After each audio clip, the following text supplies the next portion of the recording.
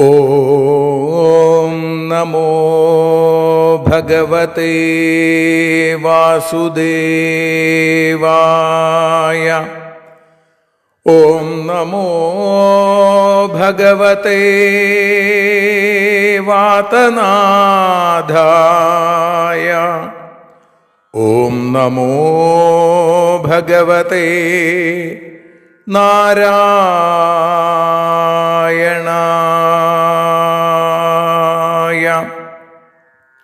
ഏവർക്കും നാരായണീയ മധുരം ആസ്വദിക്കാൻ ഒരിക്കൽ കൂടി സ്വാഗതം. മൂകം കരോതി വാചാലം പങ്കും ലംഘയതേ ഗിരിം യൽകൃപാതമഹം വന്ദേ പരമാനന്ദമാധവം. അഖിലാനപരാധാന്മേ ക്ഷമസ്വ കരുണാനിധേ പ്രസീദ മൽഗുരോ നാഥ ജനകായ നമോ നമഃ. അഖിലാനപരാധാന്മേ ക്ഷമസ്വ കരുണാംബുധേ പ്രസീദ മൽപ്രിയേ നാഥേ മാതൃരൂപേ നമോസ്തുതേ. സദാശിവസമാരംഭാം ശങ്കരാചാര്യമധ്യമാം അസ്മദാചാര്യപര്യന്താം വന്ദേ ഗുരുപരമ്പരാം. നാരായണീയത്തെ പറഞ്ഞിടുമ്പോൾ നാരായണാഖ്യനെ നമിച്ചിടുന്നു. നാരായണൻ വായുപുരത്തിലീശൻ നാവിൽ നിറഞ്ഞെന്നെ തുണച്ചിടേണേ. മോക്ഷക്കടൽ ഭാഗവതം പ്രസിദ്ധം മെല്ലെ കടഞ്ഞു നവനീതമഹോ ലഭിച്ചു. മന്നിൽ നരന്നു ഹരിഭക്തി ലഭിക്കുവാനായി മേൽപുത്തൂരേക്ക് സദയം ശുഭ സ്തോത്രകാവ്യം.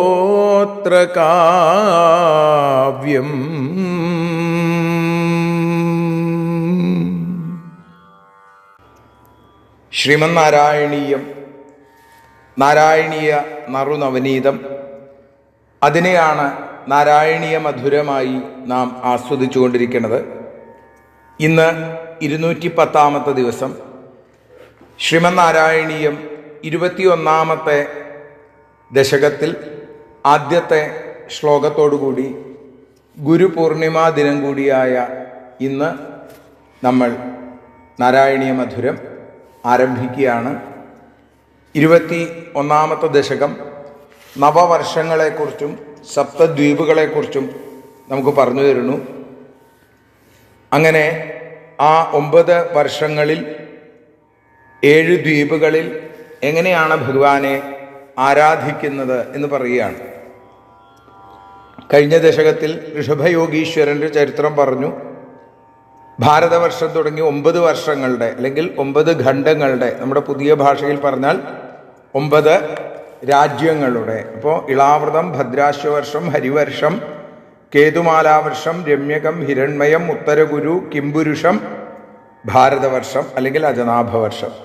അപ്പോൾ ഈ 9 വർഷങ്ങളുടെയും അതേപോലെ പ്ലക്ഷം, ശാൽമലി, കുശം, ക്രൗഞ്ചം, ശാകം, പുഷ്കരം എന്നിങ്ങനെയുള്ള ജംബുദ്വീപ് ഒഴികെയുള്ള മറ്റ് 6 ദ്വീപുകളിലും എങ്ങനെയാണ് ഭഗവാനെ ആരാധിക്കുന്നത്. ഭാഗവതം പഞ്ചമസ്കന്ധത്തിൽ 16 മുതലുള്ള 5 അധ്യായങ്ങൾ കൊണ്ട് ഭൂമണ്ഡലത്തെ പറയുന്നു, സവിസ്തരം അത് പറയുന്നുണ്ട്. പിന്നീട് 21 അധ്യായത്തിൻ്റെ ആരംഭത്തിൽ ഭൂമണ്ഡലത്തിൻ്റെ കിടപ്പ് ഇങ്ങനെയാണ് എന്ന് പറഞ്ഞ് അത് ഉപസംഹരിക്കുകയും ചെയ്യുന്നുണ്ട്. അപ്പോൾ ആ നവവർഷങ്ങളിൽ ഏതൊക്കെ രീതിയിൽ ഭഗവാനെ ആരാധിക്കുന്നു എന്ന് പറയുകയാണ് ഈ ദശകത്തിൽ. അതിൽ ആദ്യത്തെ ശ്ലോകം, പിന്നെ അതിൻ്റെ അന്വയം, അർത്ഥം, വ്യാഖ്യാനം, തുടർന്ന് വീണ്ടും ഒരിക്കൽ കൂടി ശ്ലോകം ചൊല്ലി ഭാഷാഗാനമായ ശ്രീഹരിയം പാടി നമുക്ക് സമർപ്പിക്കാം. മധ്യോദ്ഭവേ ഭുവ ഇളാവൃതനാംനി വർഷേ ഗൗരീ പ്രധാനവനിതാ ജനമാത്രഭാജി ശർവേണ മന്ത്രനുതിഭിഃ സമുപാസ്യമാനം സംകർഷണാത്മകമധീശ്വര സംശ്രയേ ത്വാം. ഭുവ മധ്യോദ്ഭവേ ഇളാവൃതനാംനി ഗൗരീ പ്രധാനവനിതാജനമാത്രഭാജി വർഷേ ശർവേണ മന്ത്രനുതിഭിഃ സമുപാസ്യമാനം സംകർഷണാത്മകം അധീശ്വരഃ ത്വാം സംശ്രയേ. ഭുവ മധ്യോദ്ഭവേ, ഭൂമിയുടെ മധ്യപ്രദേശം ഉൽപ്പത്തി സ്ഥാനമായിട്ട്, ഇളാവൃതനാംനി, ഭൂമിയുടെ ഏറ്റവും നടുവിലായിട്ട് ഇളാവൃതം എന്നു പേരുള്ള ഗൗരീ പ്രധാന വനിതാജനമാത്രഭാജി, ശ്രീപാർവതിയാകുന്ന നായികയോടുകൂടിയ സ്ത്രീജനങ്ങൾ, വനിതാജനങ്ങൾ മാത്രം ഉള്ള വർഷത്തിൽ, ആ ഭൂഖണ്ഡത്തിൽ, ശർവേണ മന്ത്രനുതിഭി, ശ്രീ മഹാദേവൻ ശർവൻ, ആ കൈലാസേശ്വരൻ മന്ത്രങ്ങൾ കൊണ്ടും മന്ത്രനുതിഭി സ്തുതികൾ കൊണ്ടും സമുപാസ്യമാനം, വേണ്ട പോലെ സമ്യക്കായി ഉപാസിക്കുന്ന, സേവിക്കുന്ന, സംകർഷണാത്മകം അധീശ്വര, സംകർഷണമൂർത്തിയായിരിക്കുന്ന ഹേ ഭഗവാനെ, ത്വാം സംശ്രയേ, അങ്ങയെ ഞാൻ ഇതാ ശരണം പ്രാപിക്കുന്നു. അല്ലേ, സംകർഷണൻ ബലരാമസ്വാമിയാണ്. ഇളാവൃത വർഷത്തിൻ്റെ പ്രത്യേകത എന്താ? അവിടെ സ്ത്രീകൾ മാത്രമേ ഉള്ളൂ. മഹാദേവൻ, ആത്മാരാമനായിരിക്കുന്ന മഹാദേവൻ, അർദ്ധനാരീശ്വരനായ പരമേശ്വരൻ, ആ ശ്രീപാർവതി, കുറേ സ്ത്രീകൾ, അങ്ങനെയുള്ള ഈ സ്ഥലത്ത് സംകർഷണൻ ആണ് ഈ വർഷത്തിൻ്റെ ഉപാസ്യദേവൻ. വർഷനാഥൻ എന്ന് പറയുന്നത് സംകർഷണനെയാണ്. ഒരിക്കൽ കൂടി നമുക്ക് ആ ശ്ലോകം ചൊല്ലി ഭാഷാഗാനം പാടി സമർപ്പിക്കാം. മധ്യോദ്ഭവേ ഭുവ ഇളാവൃതനാംനി വർഷേ ഗൗരീ പ്രധാന വനിതാജനമാത്രഭാജി ശർവേണ മന്ത്രനുതിഭിഃ സമുപാസ്യമാനം സംകർഷണാത്മകമധീശ്വര സംശ്രയേ ത്വാം.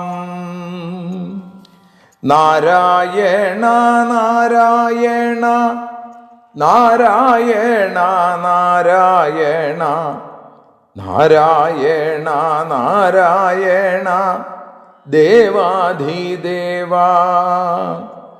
ശ്രീപാർവതി നായികയായി സ്ത്രീജനങ്ങൾ മാത്രമുള്ള ഭൂമിയുടെ നടുക്കുള്ള ഇളാവൃതത്തിൽ മഹാദേവൻ സ്തുതിക്കുന്ന സംകർഷണമൂർത്തി സ്വാമിൻ ശരണമിവന്നു തവ തൃപ്പാദപത്മം. നാരായണ നാരായണ നാരായണ നാരായണ നാരായണ നാരായണ ദേവാധിദേവാ. കായേന വാചാ മനസേന്ദ്രിയൈർവാ ബുദ്ധ്യാത്മനാ വാ പ്രകൃതേ സ്വഭാവാൽ കരോമി യദ്യൽ സകലം പരസ്മൈ നാരായണായേതി സമർപ്പയാമി. സ്വസ്ത്യസ്തു തേ കുശലമസ്തു ചിരായുരസ്തു ഗോത്രാഭിവൃദ്ധി ധനധാന്യസമൃദ്ധിരസ്തു ഐശ്വര്യമസ്തു ബലമസ്തു രിപുക്ഷയോസ്തു വംശേ സദൈവ ഭവതാം ഹരിഭക്തിരസ്തു. സർവത്ര നാരായണ നാമസങ്കീർത്തനം നാരായണ നാരായണ നാരായണ.